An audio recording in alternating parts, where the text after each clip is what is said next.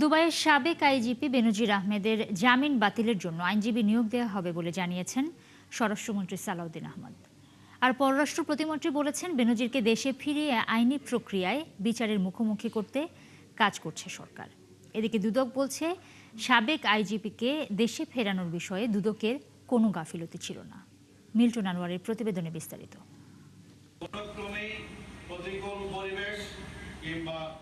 2024 সালে জুলাই গণঅভ্যুত্থানে আওয়ামী লীগ ক্ষমতাচ্যুত হওয়ার কয়েক মাস আগে সাবেক আইজিপি বেনজির আহমেদ ও তার পরিবারের বিপুল সম্পদের তথ্য সামনে আসে। এরপর তার বিরুদ্ধে অনুসন্ধানে নামে দুদক। ওই সময়ে তিনি দেশ ছাড়েন। পরে তার বিরুদ্ধে একাধিক মামলা হয় এবং আদালত গ্রেপ্তারি পরোয়ানা জারি করা হয় ইন্টারপোলের রেড নোটিশ। ওই নোটিশের ভিত্তিতে দুবাই পুলিশ বেনজিরকে গ্রেপ্তার করে। সংযুক্ত আরব আমিরাত কর্তৃপক্ষ গত 12 জুন ইমেইলের মাধ্যমে বাংলাদেশ সরকারকে বিষয়টি জানায়। এরপর সরকারের তরফ থেকে বলা হয়, তাকে দেশে ফিরিয়ে আনার চেষ্টা চলছে। এরই মধ্যে রোববার জানা গেল, দুবাই কারাগার থেকে জামিনে মুক্তি পেয়েছেন বেনজির। সাবেক আইজিপির মুক্তির প্রতিক্রিয়ায় স্বরাষ্ট্রমন্ত্রী জানিয়েছেন, জামিন বাতিলে দুবাইতে ল ফার্ম নিয়োগ করছে সরকার। দ্রুতই তাকে দেশে ফিরিয়ে আনা হবে। আর পররাষ্ট্র প্রতিমন্ত্রী জানালেন, বেনজির আহমেদকে দেশে ফিরিয়ে আনতে সংযুক্ত আরব আমিরাত সরকারের সঙ্গে বাংলাদেশের যোগাযোগ অব্যাহত রয়েছে। তাকে দেশে ফিরিয়ে এনে বিচারের মুখোমুখি করা হবে। আমি খবর পেয়েছি তাকে অন কন্ডিশন এখানে তার লিভ না করার শর্তে বেল দিয়েছে। কি শর্ত আমি সার্টিফাইড কপিটা জোগাড় করতে বলেছি এবং আমাদের যে ল ফার্ম নিয়োগ হয়েছে তাদেরকে আমরা ইনস্ট্রাকশন দিয়েছি যেন এই বেল ক্যান্সেলেশনের জন্য তারা পার্সু করে। বাংলাদেশ সরকারের সাথে সংযুক্ত আরব আমিরাতের সরকারের যে যোগাযোগ চলছে এবং কাগজপত্র আদান প্রদান হয়েছে। তারা কিছু তথ্য আমাদের কাছ থেকে স্পেসিফিক জানতে চেয়েছে স্বরাষ্ট্র মন্ত্রণালয় এবং পররাষ্ট্র মন্ত্রণালয়ের কাছ থেকে। সেটা আমরা তাদেরকে সরবরাহ করেছি, কাজ চলছে। আমরা আশা করছি খুবই শীঘ্রই এই অভিযুক্ত আসামিকে বেনজিরকে ঢাকায় বাংলাদেশে ফিরিয়ে এনে তার বিচার কাজ এখানে সম্পন্ন করা যাবে। এদিকে দুবাইয়ে বেনজির আহমেদের মুক্তির বিষয়ে দুর্নীতি দমন কমিশনের কাছে আনুষ্ঠানিক তথ্য বা কাগজপত্র নেই বলে জানান সংস্থার মহাপরিচালক মীর মোহাম্মদ জয়নুল আবেদিন শিবলি। বেনজিরের মামলার বিষয়ে দুদকের কোনো গাফিলতি ছিল না বলেও তার দাবি।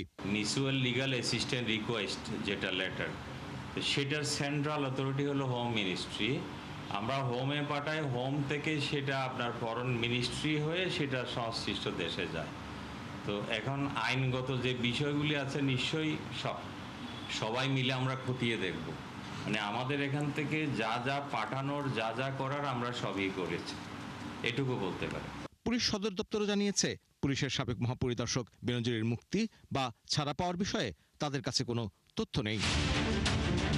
মিল্টন আনোয়ার, ৭১, ঢাকা। ঢাকার চারপাশের নদী পথে আবারও ওয়াটার বাস চালুর সিদ্ধান্ত নিয়েছে সরকার। প্রকল্পটি এবার বেসরকারি খাতে তুলে দেওয়ার সিদ্ধান্ত হয়েছে। তবে অতীতে এটি কেন সফল হয়নি তাও খতিয়ে দেখার নির্দেশনা দিয়েছেন প্রধানমন্ত্রী তারেক রহমান। রবিবার এমনটা জানান সড়ক, নৌ এবং রেলমন্ত্রী শেখ রবিউল আলম। ১১০ কিলোমিটার পানিপথে ৪২৪টি স্থানে নদী দূষণ বন্ধে কার্যকর পদক্ষেপ নেওয়ার কথাও জানিয়েছেন ঢাকা সিটি কর্পোরেশনের 2 প্রশাসক। আরও জানাচ্ছেন সাজিদ সরকার। রাজধানী সড়কে মানুষের চাপ কমাতে এবং বিকল্প গণপরিবহন ব্যবস্থা গড়ে তুলতে ঢাকা ঘিরে আবারও ওয়াটার বাস চালুর সিদ্ধান্ত নিয়েছে সরকার। ঢাকার চারপাশে ১১০ কিলোমিটার পানিপথ ব্যবহারের নতুন পরিকল্পনা নিয়ে রোববার প্রধানমন্ত্রী তারেক রহমানের সঙ্গে বৈঠক করেছেন সংশ্লিষ্ট মন্ত্রণালয়ের মন্ত্রীসহ ঢাকার 2 প্রশাসক। বৈঠক শেষে সড়ক, নৌ ও রেলমন্ত্রী শেখ রবিউল আলম জানান, বিগত সরকারের আমলে এই প্রকল্পে 10 বছরে লোকসান হয়েছে ৫৭ কোটি টাকা। এবার তুলে দেওয়া হবে বেসরকারি খাতে। প্রতিবন্ধকতা অনেক আছে, দূষণ আছে এবং এই রুটটাকে যাত্রী বান্ধব করে কিভাবে ওয়াটার বাস চালু করা যায়, যার ফলে যাত্রীরা যাতায়াত করতে পারে, আবার বিনোদনও পায়, পর্যটনটা উৎসাহিত হয়, সেই লক্ষ্যে সমন্বিত মিটিং। বিভিন্ন নৌপথে নিচু ব্রিজের স্থানে বিকল্প ভাবনাও নতুন পরিকল্পনায় রাখা হয়েছে। আগামী 2 থেকে 3 মাসের মধ্যে চূড়ান্ত সিদ্ধান্ত নেবে সরকার। যেখানে রেল ব্রিজটা আছে সেই রেল ব্রিজের এখানে গিয়ে চেঞ্জ হবে, আপনি ব্রিজের এ পাশ থেকে ঘুরে আসলো, ওই পাশে এসে যদি কেউ থামে সেটা ক্রস করে পুনরায় বাসে উঠবে। ওইটুকু জায়গায় এই কনসিডারেশনে কোনো বিকল্প নেই। ঢাকার চারপাশে প্রথম নৌপথ চালুর সিদ্ধান্ত হয় 2004 সালে। এরপর 2010 এবং 2013 সালে একাধিকবার ওয়াটার বাস চালু হলেও যাত্রী সংকট, নদীর গভীরতা কমে যাওয়া, দূষণ, ঘাট ব্যবস্থাপনার দুর্বলতা এবং পরিচালনাগত লোকসানের কারণে সেবাটি বন্ধ হয়ে যায়। এজন্য আগের সীমাবদ্ধতাগুলো দূর করে নতুন উদ্যোগ চ্যালেঞ্জ বলে জানালেন ঢাকা সিটির দুই প্রশাসক। কারমাঙ্গি চর তো এটা পুরা চর, এটা মানে ইসের মধ্য দিয়েই এই আবর্জনা দিয়েই আজকের এইটা সৃষ্টি হয়েছে। তাই কাজে সেটাকে পাড়গুলো বেঁধে কিভাবে আবর্জনা যাতে নদীতে না ফেলে সেটার জন্য আমরা জনগণকে উৎসাহিত করব। এই নৌপথকে ব্যবহার করতে গেলে বিভিন্ন জায়গায়, যেই জায়গায় সিটি কর্পোরেশন কিংবা অন্য গার্মেন্টসের যে কেমিক্যাল, যে বর্জ্য পদার্থগুলো আছে সেগুলো নদীতে থেকে কিভাবে রোধ করা যায়, রোধ করে পানি দূষণ থেকে কিভাবে একটা সচল নদীকে তৈরি করা যায়, সেই বিষয় নিয়ে মূলত কথা হয়েছে। যানজট নিরসনে বিশ্বের অনেক শহরে নদীপথ গুরুত্বপূর্ণ গণপরিবহন হিসেবে ব্যবহার হয়। ঢাকাতেও সেই সম্ভাবনা রয়েছে। তবে অতীতের ব্যর্থতা থেকে শিক্ষা নিয়ে এবার হয়তো কার্যকর হয়ে উঠবে ওয়াটার বাসের প্রকল্প, এমনই প্রত্যাশা সংশ্লিষ্টদের। সাজিদ সরকার, ৭১, ঢাকা। রাজধানীর উত্তরখানে অতর্কিত হামলার শিকার হয়েছেন ঢাকা উত্তর সিটি কর্পোরেশনের প্রশাসক মোহাম্মদ শফিকুল ইসলাম খান এবং ঢাকা 18 আসনের সংসদ সদস্য SM জাহাঙ্গীর হোসেন। ডিএনসিসির অভিযোগ, নেপচুন অ্যাক্সেসরিজ গার্মেন্ট মালিকের লোকজন এই হামলা চালায়। 2 দফা হামলায় অন্তত 15 থেকে 20 জন পরিচ্ছন্নতা কর্মী সহ কয়েকজন আহত হয়েছেন। বেশ কয়েকজনকেও গ্রেফতার করেছে পুলিশ। আরও জানাচ্ছেন সবুজ মাহমুদ। রাজধানীর উত্তরখানের রাজাবাড়ী এলাকায় ঢাকা উত্তর সিটি কর্পোরেশনের 46 নম্বর ওয়ার্ডের সেকেন্ডারি ট্রান্সফার স্টেশনে হামলা করে নেপচুন অ্যাক্সেসরিজ গার্মেন্টসের কর্মীরা। প্রেস বিজ্ঞপ্তি দিয়ে এমন অভিযোগ করেছে ডিএনসিসি। এতে ডিএনসিসির 15 থেকে 20 জন পরিচ্ছন্নতা কর্মী আহত হন।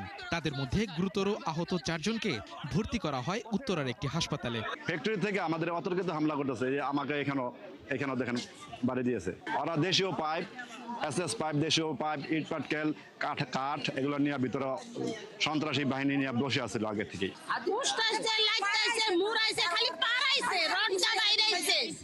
লোকের পিঠির উপরে পিস্তল ধরছে, তখন আমরা কি ঠিক থাকি? আমরা গেছি তারে মারছে।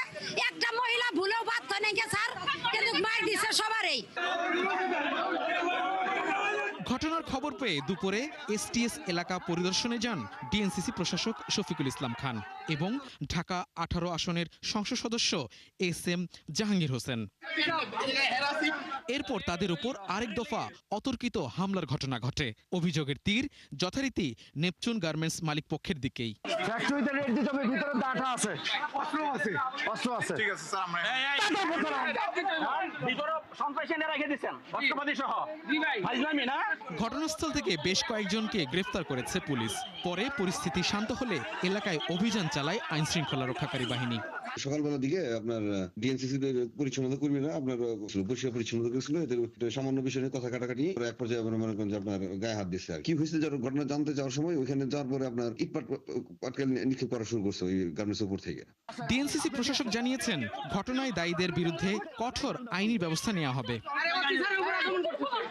সবুজ মাহমুদ, ৭১, ঢাকা। জুলাই আন্দোলনের সময় দলমত নির্বিশেষে যে ঐক্য গড়ে উঠেছিল তা নষ্ট হওয়ার জন্য বিএনপিকে দায়ী করলেন এনসিপির আহ্বায়ক এবং বিরোধী দলের চিফ হুইপ নাহিদ ইসলাম।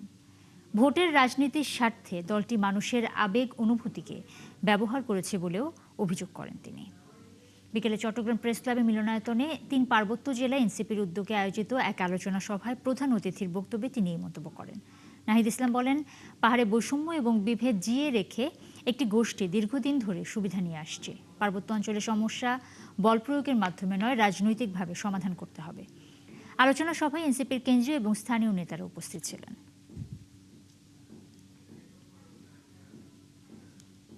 যুক্তরাষ্ট্রের প্রেসিডেন্টের বিশেষ দূত সার্জিও গরের সফরের উপহার বিনিয়োগ সম্ভাবনা।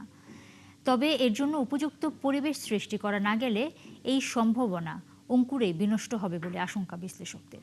এদিকে গরের সফরের পরপরই চীন যুক্তরাষ্ট্রের এআই কেন্দ্রিক আধিপত্য বিস্তারের লড়াইয়ের মধ্যে পড়েছে বাংলাদেশ। নাদিয়া শারমিনের প্রতিবেদনে বিস্তারিত। 3 দিনের ঢাকা সফর শেষে বাংলাদেশ ছেড়েছেন যুক্তরাষ্ট্রের প্রেসিডেন্টের দক্ষিণ ও মধ্য এশিয়া বিষয়ক বিশেষ দূত সার্জিও গর। বলে গেছেন বিনিয়োগের পরিবেশ দেখতে এ সপ্তাহে ঢাকায় আসবেন যুক্তরাষ্ট্রের 25 শীর্ষস্থানীয় কোম্পানির প্রায় 45 জন জ্যেষ্ঠ কর্মকর্তা। We have seen some of that already come out this week. We have lowered our travel advisory for Bangladesh. মার্কিন ব্যবসায়ীরা বাংলাদেশে বিনিয়োগের জন্য আগ্রহী। শীঘ্রই বিনিয়োগকারীদের একটি প্রতিনিধি দল বাংলাদেশ সফর করবেন। সেখানে কোন খাতে বিনিয়োগ করা যায় তার সম্ভাব্যতা যাচাই করবেন ব্যবসায়ীরা। গড়ের ফেরার আগে মিলেছে নিরাপত্তা ঝুঁকির তালিকায় এক ধাপ উন্নতিও। সব মিলিয়ে স্বল্প কর্মসূচিতে সাজানো 3 দিনের এ সফরে প্রাপ্তি বলতে আছে বিনিয়োগের সম্ভাবনা। মার্কিন বিনিয়োগের একটা সুযোগ বা একটা ইতিবাচক যোগাযোগ হতে পারে বলে আমি মনে করি। প্রতিনিধি দলরা আসবেন তো এটা ভালো কথা, কিন্তু প্রতিনিধি দলদেরকে আমি আকর্ষণ করার জন্য, আটকানোর জন্য আমার কি ব্যবস্থা আছে? কারণ এখানে আমাদের বড় একটা দুর্বলতা আছে। ব্যবসা বান্ধব পরিবেশ আনতে হবে, দুর্নীতি কমাতে হবে, আমলাতান্ত্রিক জটিলতা কমাতে হবে। এদিকে তথ্য প্রযুক্তি খাতে যুক্তরাষ্ট্রের নেতৃত্বাধীন প্যাক্সিলিকা উদ্যোগের অংশীদার হওয়ার আহ্বান জানিয়েছেন গড়। প্রায় একই সময়ে চীনের সাংহাই ভিত্তিক world artificial intelligence corporation organization ওয়াইকোর পর্যবেক্ষক হিসেবে যোগ দেওয়ার সিদ্ধান্ত নেয় বাংলাদেশ। আমরা চীনের সাথে যুক্ত আছি। এখন মার্কিন যুক্তরাষ্ট্র আমাদের বলছে তোমরা আমাদের সাথে যোগ দিতে পারো, আমরা ওর সাথে থাকতে রাজি আছি, কারণ আমাদের কোনো অসুবিধা তো না। এখন তারা তাদের প্রতিদ্বন্দ্বিতার আলোকে এটাকে কীভাবে দেখবে, ইটস আপ টু দেম। হ্যাঁ, এখানে আমাদের খানিকটা কূটনীতির জায়গা আছে। যুক্তরাষ্ট্র অথবা চীনের নেতৃত্বাধীন একটা জোট বেছে নেওয়ার জন্য কিন্তু আমাদের উপর চাপ আসছে। তো আমরা দেখছি যে অর্থনীতি, ব্যবসা বাণিজ্য, বিনিয়োগ, প্রযুক্তি সবগুলোর উপরেই কিন্তু যুক্তরাষ্ট্র ও চীনের মধ্যে কিন্তু একটা আধিপত্য বিস্তারের লড়াই হচ্ছে এবং এটার চরণভূমি এখন বাংলাদেশ হয়ে গেছে। এদিকে কক্সবাজার রোহিঙ্গা ক্যাম্প ঘুরে পাশে থাকার প্রতিশ্রুতিও দিয়ে এসেছেন সার্জিও গর। বাংলাদেশ চায়না মিয়ানমার করিডোর, তো ওনার ভিজিটটা অনেকটা এখানে রোহিঙ্গা ইস্যুতেও যেখানে একটা সেন্ট্রালিটি আছে, যে রোহিঙ্গা ইস্যু রিজলভ না হলে যে এটা রিজলভ হবে না, এটাও একটা রিমাইন্ডার দিল। আর সফরের ফাঁকে বৈঠক করেছেন ঢাকায় নিযুক্ত ভারতীয় হাইকমিশনারের সঙ্গেও। সব মিলিয়ে এসবের মধ্যে ভূরাজনীতির খেলাও থাকতে পারে বলে মনে করেন বিশ্লেষকরা। বাংলাদেশে চীন কি করছে এটা নিয়ে ভারত যেমন আগ্রহী। গত পরশু দিনে একটা রিপোর্ট দেখেছেন তাদের পার্লামেন্টারি কমিটির রিকমেন্ডেশন। তো কাজে এটা বোঝা যায় যে ভারতের ব্যাপারে চীন বাংলাদেশে কতটা উপস্থিত সে ব্যাপারে আগ্রহ আছে তাদের। মার্কিন যুক্তরাষ্ট্রের আগ্রহ আছে বৈশ্বিক শক্তি হিসাবে। এ সময় ভূরাজনীতির জটিলতা মাথায় রেখে ভারসাম্যপূর্ণ কূটনীতির বিকল্প নেই বলে মনে করছেন বিশ্লেষকরা।